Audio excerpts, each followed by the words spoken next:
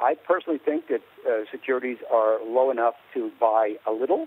Somebody says to me, is this the time to buy? I say, no, this is a time to buy. The time to buy suggests certainty. The time to buy suggests we're at the bottom.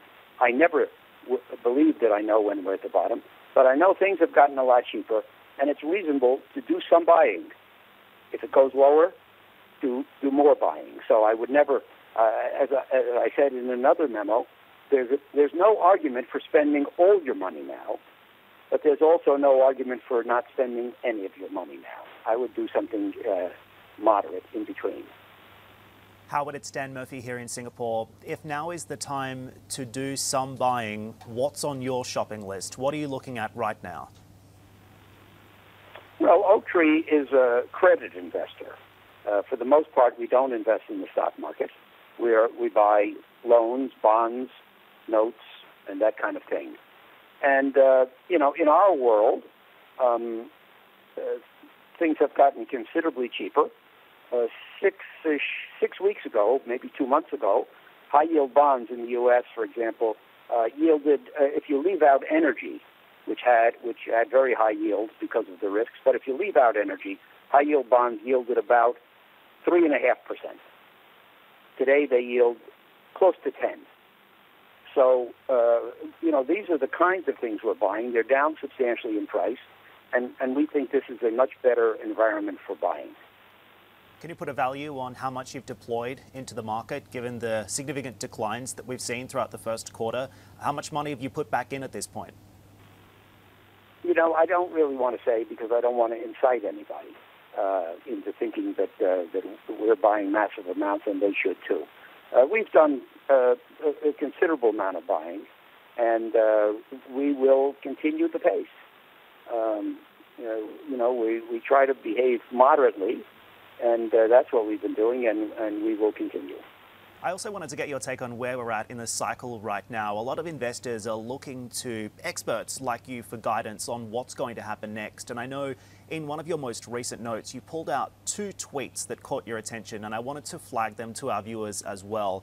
They offer a bull case and a bear case. So let's start with the bull case first. This user on Twitter suggested that everything's going to open up in the next 6 weeks. Americans are going to bootstrap. The economy is going to go back to normal within 6 months. There's $2 trillion in dry powder, low gas prices, interest rates on the floor, and that's going to be pouring fuel back into the US economy. This user said the roaring 20s mean the 2020s now. But he also offered a bear case as well, saying unemployment could go beyond 20%. It's going to take years to recover. There's a huge demand shock. And the effects of the lockdown on businesses, as well as the oil shock, are going to create depression-like conditions. So how long do you expect it will take, Howard, for the US economy to recover? And is a V-shaped recovery a realistic expectation at this point? Where do you sit, bull case or bear case? Well, first of all, I'm not much of a forecaster, and I'm proud to say I'm not an economist. I am a congenital worrier. I believe that my clients pay me to worry, and I would say that I'm a little more partial to the negative case than the positive. I am worried about what we don't know about the disease and the economic impact, and I'm worried about the long-term effect of trillions and trillions of stimulus.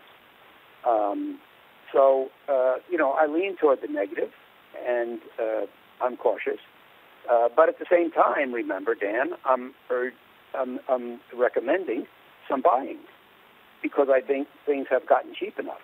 And the other thing is, and this is really important for your listeners, when we say we're negative, that doesn't mean we're sure it's going to be bad. That means there's a possibility it's going to be bad.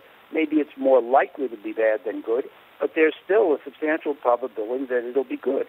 So we have to take action to protect against the risk of a decline, but we should also take action to prepare for the possibility of a rise. And so my approach is not black or white, buy or sell, and I would urge your readers to think in moderate, listeners, to think in moderate terms and not categorical.